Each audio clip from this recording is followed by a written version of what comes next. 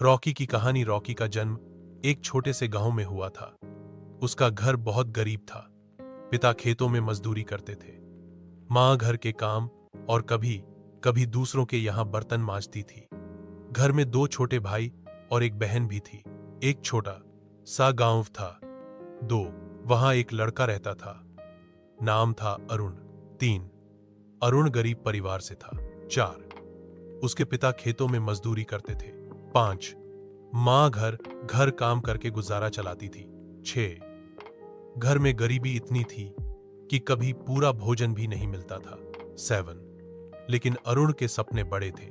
8 उसे हमेशा साफ सुथरे बाल, अच्छे स्टाइल और लोगों को सुंदर बनाने का शौक था।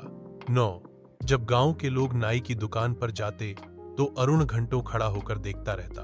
10 कैंची की चमक, उस्तरे की धार, कंघी की आवाज उसे बहुत अच्छी लगती थी।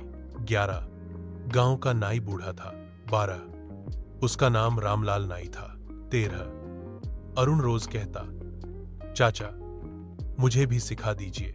14 रामलाल हंसते और कहते, बेटा ये आसान काम नहीं है। 15 लेकिन अरुण जिद्दी था। 16 वह दुकान साफ करता, झाड़ू लगाता। 17 बदले में रामलाल कभी कभी उसे बैठाकर सिखाते। 18 धीरे धीरे अरुण के हाथ में कैंची जमने लगी। 19 उस्तरा पकड़ना सीखा। 20 लोगों के बाल संवारने की कला सीखी। 21 मगर घर की गरीबी बहुत बड़ी दीवार थी। 22 पिता कहते, बेटा मजदूरी कर, पैसे ला, यह नाई वाई का काम पेट नहीं भरेगा। 23 मां चिंता करती, लोग क्या कहेंगे, पढ़ाई छोड़कर बाल काट रहा है। 24 लेकिन अरुण अपने दिल की आवाज सुनता। 25 वह दिन में खेतों में मजदूरी करता। 26 शाम को नाई की दुकान पर अभ्यास करता।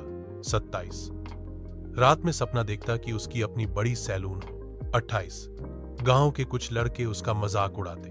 29 कहते, अरे तू गरीब का बेटा सैलून खोलेगा, हा। 30 अरुण चुप रहता पर भीतर से और मजबूत होता। 31 एक दिन मेले में मौका मिला। 32 रामलाल चाचा बीमार पड़ गए। 3